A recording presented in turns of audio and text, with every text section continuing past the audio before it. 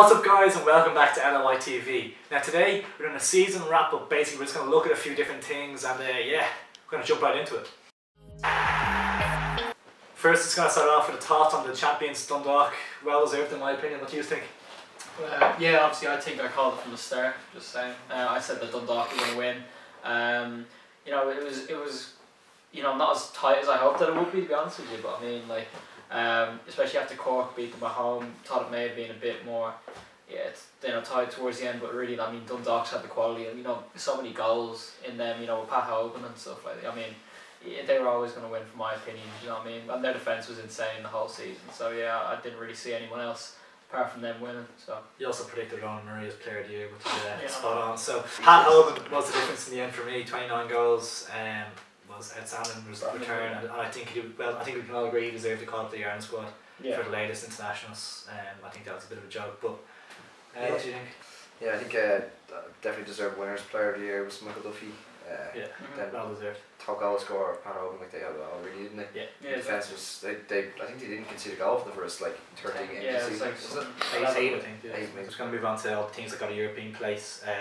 Cork finishing in second, Shamrock Rovers in third, and Waterford in fourth. It was really good for Waterford, obviously getting fourth place. Like, they had quite a good bit of investment at the start of the season, so I was kind of expecting they do well enough, like not towards the bottom end of the table, but to do fourth, it's pretty well. In a way, I'm kind of disappointed because like they had such a good start to the season. They were even like they were well ahead, like third, second place even at some stage. So you talk about them maybe having a title challenge, maybe. Yeah, exactly. They had their good start in 11, and then they had no depth at all. I like to see them next year, you know, with a bit more investment kicking on. I don't think at least someone to get in there and challenge the two top teams. Cork, Rovers. Cork were always going to get into Europe. Like it was always going to happen. Yeah. Dundalk and Cork were always going to. Definitely a good season for Waterford overall though.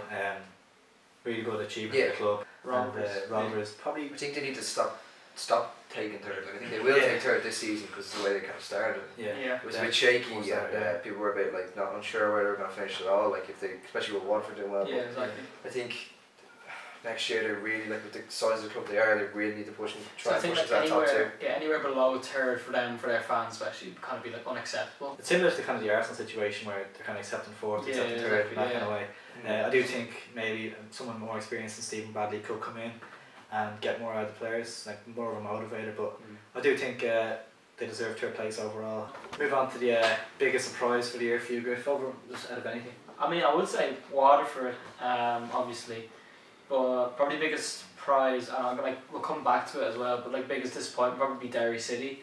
Like I saw a lot more, or like I would have expected a lot more coming out of them. To be fair, and to finish like 8th is a bit crap. I mean, they wouldn't really like be wanting that, you know what I mean? But I mean, I think either Waterford on the positive note, and then it would be probably Derry like for disappointment. I'd say the exact same. I think Derry they were unbeaten at home for a good few games. Like I know they missed a few home games to start the season. I don't know what happened to them the second half of the season. They lost 2 players, I think, in the window. Ron Curtis is a big one.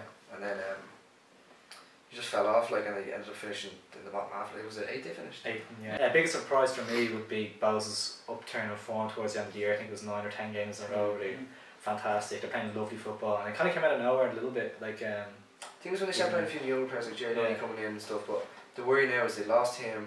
They lost Casey, Ian Morris, and now Ian Morris. So the 2 centre halves. You'd be worried about them next season. Like it's just strange for me that like they're growing, they're trying to grow and get back to the way they were and stuff. But then they just lose their players when they actually start playing. Yeah, so. It's a tough one because Bowes can't. Like I don't think they can offer their players the same amount of money at Waterford can or something like that. So it's tricky to try and keep hold of players when other teams out there are going to be able to offer them more and better kind of like lifestyle and stuff. So it's just one of those things that they kind of have to. They deal with every summer or every window at the end of every year. They kind of lose a lot of their good players. They did that at the end of the last season. Do you know what I mean? I think they finished very strongly. Do you know what I mean? And then it's kind of just again like getting the squad right. Cause I can already predict probably at the start of next season they'll be kind of all over the place and they'll really have a proper squad structure or whatever. But I mean, I would like to see them do well. Moving on to the best player for me, it had to be this overall, Michael Duffy.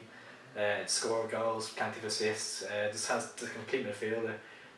Had a very good year. I would have said Pat Hogan because, like, it's quite obvious. Like, a goal scorer, you need someone to score goals in your team. But like, every fan that we asked was saying that that's the one thing they missed. Like they missed the Van Hoven. Yeah. Obviously, it's great having playmakers like Michael Duffy and stuff, but like at the end of the day, goals win matches. Like I'd probably say the same. Probably like a shout out to like Graham Burke as well before he left. Well, yeah, I think if he had fair. stayed for full season, I mean, he would have definitely been up there. But yeah, no, it has to be Pat Hoban. Like he's just consistent the whole way through. A serious amount of goals, and Michael Duffy as well. He really was kind of like the anchor and like consistency in that Dundalk team. Looking at the relegation and promotions, obviously going down, Limerick and Bray both suffering financial trouble during the season was kind of a foregone conclusion. Both went down without really a fight. And teams coming up were UCD won the league. Wells there played some great football, a lot of young players coming through, and Finn Harps as well. Good to see. And Paddy McCourt's last year playing. Scored a goal in the playoff. Yeah, so great. Good to see them back up in another area of the country. Donegal back in the top flight. So in terms of relegation, no real surprises. I mean, I feel sorry for Bray and Limerick like as well. You know, they're both kind of. It really is financial difficulties. We kind of sent them down. In terms of promotion, yeah, I mean UCD coming up is a good and a bad thing in my opinion, because obviously they've got a really good young squad. At the same time, I mean it's not really a club. It's also another team in Dublin. I mean it's handy for us getting to games and stuff. The bowl is kind of dead. Like even and like I'm not dissing UCD or anything, but like there's no kind of initiative there to like send students into games or whatever. Like there's no. That is strange, isn't it? It is strange. To be honest with you, like, you'd be pushed to get a few hundred there on a good night. But I mean maybe that will go up down the back in Premier Division. I'd say they've got no fans. I think I said the only teams I saw like go down would be Limerick and Bray. I thought Sligo might have came in 9th, but I don't think they would have lost the playoff against Finn Harps. They've players like Chris McCabe and stuff. They're pretty quality. There's actually like an interest in football more. I don't even as much of an interest in Limerick. It'd be nicer to see someone like Galway or something there. Someone like good night out. We'll move on to the funniest moments. Start off with you, Tadhg. I remember when we went to our first away game, the first game outside Dublin. We went to Sligo and just went that time when Michael Duffy went down on the wing and Griff was shouting at him and giving him abuse and everything, and then he was trying to turn around and tell us to fuck off or something. Yeah, for me, funniest moment probably would be Jack going up to Benson and if you haven't heard of this on Benson just looking at him and just being like. That's not one of the funniest moments. That's one of the saddest moments. Favourite game? What do you reckon for that? My favourite game that I was at was either the Bowls game with Darley scored in the last minute, just because we were sitting with the Roach fans. Just a look of shock on their face and disappointment and the reaction after. But one is definitely Cork and Dundalk when we went to Cork, and the 1-0 Grove Marcy. I just thought it was a cracking game. The atmosphere, the Cork fans, and everything. It's such a big game. Yeah. I just thought, and the whole experience in Cork was great. Favourite game for me, I don't know. So much to choose from. I really liked when Bowles beat Cork. It was a cracking game, 4-2. Daniel Kelly stood out on the night. I think he scored a couple of goals. It was just a real good game to watch. Kind of ended Cork's title house as well, which is interesting. On to our favourite fan moment. What would it be for you? I've interviewed about 5 fans over the whole season. When we were in Sligo and all those Dundalk lads started picking me up and saying I look like Sean Gannon. Yeah, that was fun. I actually forgot about that one too. That was a great trip. That was a great trip to Sligo. My favourite moment was actually recently in the FAI Cup final. I was interviewing a young Dundalk fan, and for some reason, for life of me, I just did not realise the kid was holding a can of Carling. I'd say he was no more than 14 years old.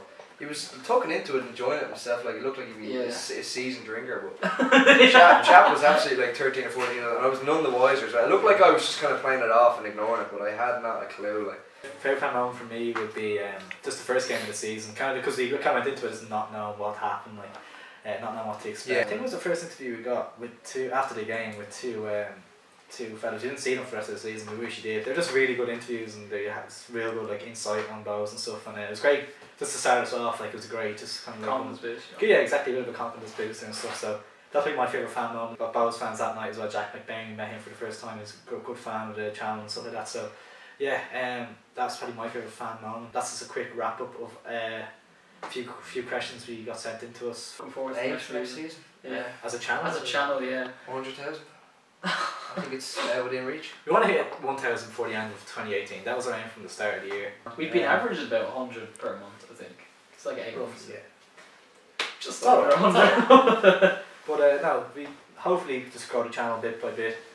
All your Get support. more away games. Yeah, exactly. That's a big thing for us. We'd love to do that. All your support, we appreciate it a lot. And yeah, like, share, and subscribe.